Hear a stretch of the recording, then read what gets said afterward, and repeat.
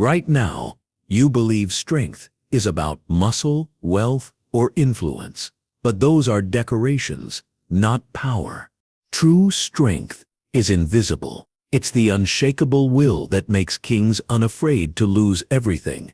The cold resolve that lets men walk through fire without blinking. While most people chase comfort, the strong train themselves to endure pain. They do not hope life will be kind. They prepare for when it is cruel. Every day the world is testing you. It's watching to see where you break the bills you can't pay, the betrayal you didn't expect, the fear that keeps you awake at night.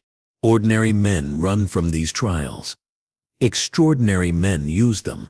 They don't wait for the storm to pass. They walk into it and come out sharper. Machiavelli wrote that fortune belongs to those who are disciplined, ruthless, and unafraid of sacrifice. This video isn't about motivation.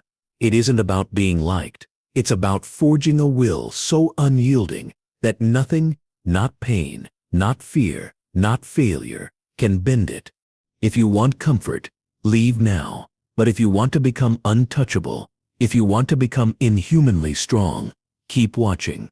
The first step to inhuman strength is to destroy the illusion that life will go easy on you. The world is not fair. It doesn't care if you're kind, talented, or full of potential. It's not waiting to reward you for your good behavior. It's sharpening its knives. And if you're hiding inside comfort, thinking you're safe, you're already losing. Look at the people around you. They cling to their routines like a child clutches a blanket. They wake up seeking warmth, pleasure, distraction. They avoid discomfort at all costs. And that's why they break so easily. One setback, one betrayal, one moment of real pressure, and they collapse, because they never trained themselves to suffer on purpose. Machiavelli understood this truth better than anyone. He warned princes never to grow soft inside their own walls. Comfort rots the core. A ruler who shields himself from hardship becomes weak, and weak rulers lose their crowns. The same is true for you. If you want to be unbreakable, you must choose your suffering before life chooses it for you. This means cutting out every luxury that dulls your edge. Wake earlier than you want. Work longer than you think you can endure. Deny yourself the little comforts you secretly know are softening you. Cut off the people who drain you. When you control your pain, it can't be used against you. Think of a blade being forged. The metal is beaten, burned, and drowned over and over until it becomes something deadly. If you were that blade, how many strikes would you survive before you cracked? Every hardship you voluntarily face is another strike of the hammer, another blast of the fire, another step toward becoming unshatterable. Do not wait for life to test you on its terms. Test yourself first. Seek out the struggle deliberately, because when you own your pain, you own your power. When the world tries to crush you, it will find you already tempered, like steel. The man who willingly suffers cannot be broken. Most people are prisoners in their own heads. They are ruled by impulses they don't even recognize. They speak before they think. They react before they calculate. They reveal themselves without meaning to. Their minds are open fields where anyone can walk in and plant seeds of fear, doubt, or desire. To become inhumanly strong, you must seal those gates. You must train your mind until it answers only to you, not to fear, not to pleasure, not to the pressure of the crowd. Machiavelli admired leaders who could stand in chaos and remain unshaken because they treated every thought like a soldier under command. Nothing entered their judgment unless it proved useful. Rage was chained until it was time to strike. Compassion was stored until it served a purpose. Even joy was rationed, because too much of it makes a man careless. The first step is awareness. Most people drift through life, reacting on instinct. They don't notice when they're being manipulated. A rumor spreads, and they believe it. A threat appears, and they retreat. A temptation glitters, and they grab it. But you will learn to pause. That single pause, that moment where you refuse to react, is the beginning of control. Picture your mind as a fortress with high stone walls. Every thought must be inspected at the gate. Is this fear valid, or is it just noise? Does this desire serve me, or does it enslave me? Is this anger useful, or will it expose me? If a thought does not pass inspection, it is turned away. Over time, this becomes second nature. Once you master this discipline, people will notice something different about you. You will move with quiet certainty. You will not flinch when insulted. You will not rush when pressured. You will not celebrate too loudly, even in victory, because you know victory is never final. And this calm will make others uneasy. They will wonder what you are thinking. They will wonder what you are planning. And fear grows fastest in the dark. But this calm is not about appearing cold. It's about freeing yourself from chains. When your decisions are no longer driven by emotion, you cannot be baited. You cannot be rushed. You cannot be played. Your enemies will try to guess what hurts you, and they will find nothing to grab onto. Build this mental fortress brick by brick. In moments of stress, slow yourself down instead of speeding up. In moments of pleasure, remind yourself it's temporary, not a throne to sit on. In moments of fear, remember that fear is only information, not a master. The man who commands his mind commands his fate. He does not live at the mercy of moods or events. While others are tossed around like leaves in the wind, he walks straight through the storm without bowing his head. And that is strength far greater than muscle or money, because it cannot be taken away. When your mind becomes a fortress, no whisper can sway you. No insult can unbalance you. No temptation can pull you off course. You will act when you choose to act. You will strike when you decide to strike. And the world will realize that you are no ordinary man. You are something far more dangerous. Most people think strength lives in the body. They imagine that if they just build more muscle, run more miles, or eat the perfect diet, they'll become powerful. But the truth is harsher. The body is not strength itself. It's only a servant. And like any servant, it must obey, or it becomes the master. Look at the world today. People don't instead command their bodies. They negotiate with them. I settle work if I feel rested. I shall move if I feel motivated. I sell push if it's comfortable. They treat their own flesh like a spoiled child, always bargaining, never disciplining, and then they wonder why their will feels weak. Machiavelli would call this foolishness. A ruler who cannot command his own household is unfit to command a state. Likewise, a man who cannot control his own body is unfit to control his destiny. Your flesh should not tell you when to move, when to stop, when to eat, or when to rest. You give the orders. This does not mean you should become obsessed with appearances. Vanity is weakness in disguise. Men who train only to look impressive are slaves to the mirror. They do not own their strength. They rent it from the approval of others, and when their body fails, their pride crumbles with it. True command of the body is not about sculpting it for applause. It's about forging it into a weapon, one that answers instantly when called upon. Can you wake at dawn without protest? Can you endure hunger without complaint? Can you keep working long after exhaustion tells you to quit? These are not questions of fitness. They are questions of power. Your body is a tool, nothing more. And like any tool, it dulls if you don't use it. Push it daily, not to show off, but to prove that your will is stronger than your flesh. When pain comes, welcome it as proof that your commands are being followed. When fatigue whispers that you've done enough, answer back with one more rep, one more step, one more hour. The weak train to feel good. The strong train to obey themselves. Every drop of sweat is a message, I control you. Every ache in your muscles is confirmation. You belong to me, not the other way around. This discipline bleeds into everything else. A man who cannot push through physical discomfort will never push through real adversity. If you break down because you're hungry or tired, what will you do when the stakes are higher? When betrayal strikes, when fortune collapses, when enemies close in? Your body is the first battlefield, the testing ground, where you learn to overcome resistance before the world throws it at you. And here is the hidden reward. When you stop worshiping your body, you actually grow stronger. You train not to feed your ego, but to sharpen your will. You learn to see the flesh as expendable in service of your mission. This makes you terrifying to those who live for comfort, because they know you'll do things they can't. You'll outwork them. You'll outlast them.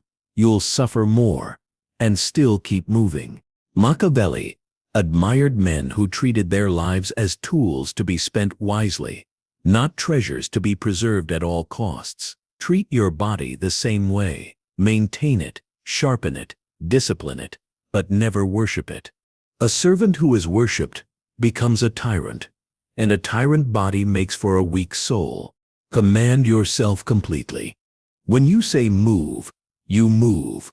When you say endure, you endure. When you say fight, you fight. In this obedience lies a strength deeper than any weight you could lift or medal you could win. The strength of a man whose flesh bows to his will. And when your own body fears you, so will everyone else. Weak men spend their lives avoiding loss. Strong men spend their lives choosing what to lose. That is the difference. The masses think strength is about clinging to everything. Comfort, relationships, approval, security. But real strength is built by cutting away what softens you before life does it for you. Machiavelli understood this law of power. Nothing great is achieved without deliberate cost. Princes who tried to please everyone lost their thrones.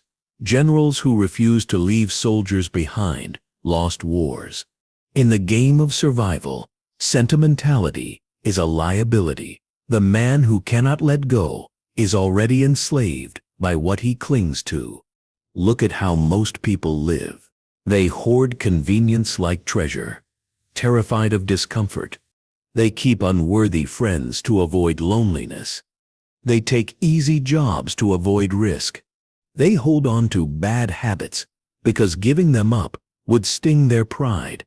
And because they never choose to bleed, life eventually takes everything from them all at once. You must do the opposite.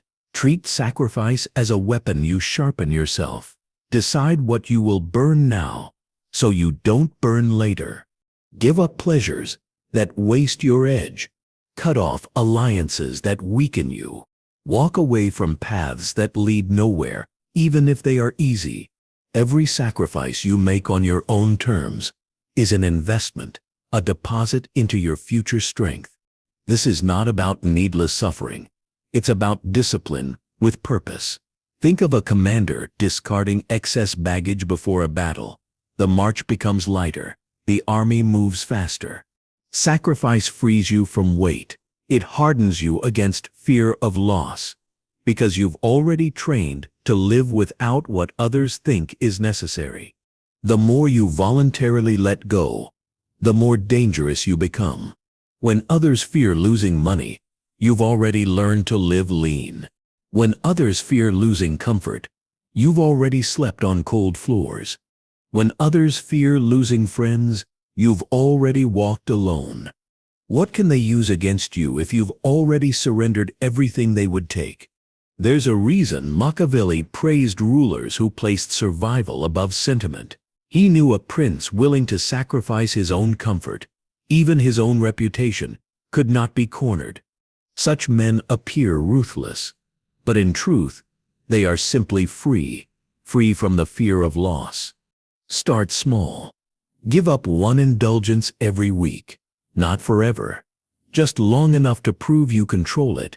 not the other way around. Refuse one invitation you secretly don't need. Spend one evening working instead of distracting yourself. Each act of sacrifice is not weakness. It is proof you are carving yourself into something sharper than circumstance. Do not confuse this with self-punishment. You are not destroying yourself. You are sculpting yourself. Michelangelo once said, he carved statues by chipping away everything that wasn't part of the figure. Sacrifice works the same way. You chip away weakness until only power remains. When you master sacrifice, you terrify people without trying. They see a man who cannot be bribed by comfort, slowed by luxury, or paralyzed by loneliness. They see someone who will choose his mission over his feelings every single time. That makes you dangerous. Because if you are willing to give up what others worship, you can take everything they thought was untouchable. The man who treats sacrifice as an ally is no longer hostage to the world. He does not cling to possessions, titles, or approval, and because of that, he cannot be manipulated. He chooses what to lose, and in choosing, he wins. The strongest man is not simply the one who can endure more pain or impose more willpower. It is the one who cannot be read, cannot be anticipated, cannot be cornered. Predictability is weakness disguised as consistency. When people can read you, they can control you, and most people broadcast themselves like open books. Their faces reveal every thought. Their routines never change. Their words betray both their fears and their desires. One insult, and they explode. One compliment, and they soften. Like machines with visible buttons, press the right one, and you control them completely. To be inhumanly strong, you must remove those buttons. Machiavelli admired rulers who concealed their motives and shifted with precision. They were not erratic. They were strategic. Their enemies could never tell if they would yield or strike, forgive or destroy. That uncertainty was itself a weapon. Start by concealing your emotions, not by faking cheerfulness, but by becoming unreadable. When something angers you, do not show it. When something pleases you, do not show it. And when something frightens you, especially, do not show it. People fear what they cannot measure, and they cannot measure a man whose face is a mask. Next, vary your patterns. Do not be predictable in how you speak, where you go, whom you favor, or how you respond. Let them believe they understand you, then prove them wrong when it matters most. Uncertainty breeds caution, and cautious people do not attack. When you're unreadable, your strength multiplies. Competitors hesitate. Allies respect you more. Enemies stop plotting because they cannot tell where to strike. Even betrayal loses its blade when no one knows which way you will turn. Unpredictability is not recklessness. It is control. The highest form of control. You decide when to be generous and when to be merciless. You choose when to advance and when to hold your ground. You determine when to reveal your strength and when to hide it completely. Think of a predator in the wild. The most dangerous creature is not the one that roars constantly. It is the one that moves in silence and strikes without warning. People fear not just what is powerful, but what is unknown. If they cannot read your next move, they will imagine it to be worse than it truly is, and their imagination will fight you before they ever do. That fear alone becomes part of your power. Machiavelli wrote that a ruler must be both lion and fox, able to fight fiercely when needed and deceive when open force would be unwise. When you master unpredictability, you embody both. You are not just strong, you are untouchable. When they expect you to beg, stand silent. When they expect forgiveness, strike. When they expect rage, smile. When they expect surrender, advance. Each time you defy expectation, you teach the world that no one truly knows you, and when no one knows you, No one can own you. The man who cannot be read cannot be broken. His strength is not in brute endurance alone, but in the fear he creates by being impossible to predict, and fear protects more surely than any armor ever could. You've now seen every step. First, you destroy comfort before comfort destroys you. Weak men let life test them on its own terms. Strong men test themselves first. They wake earlier than they want, suffer longer than they should, and cut out every luxury that makes them too slow to fight. Second, you train your mind to rule, not serve. Fear, doubt, and emotion are tools for those who control them, and chains for those who don't. If you don't own your own thoughts, someone else will.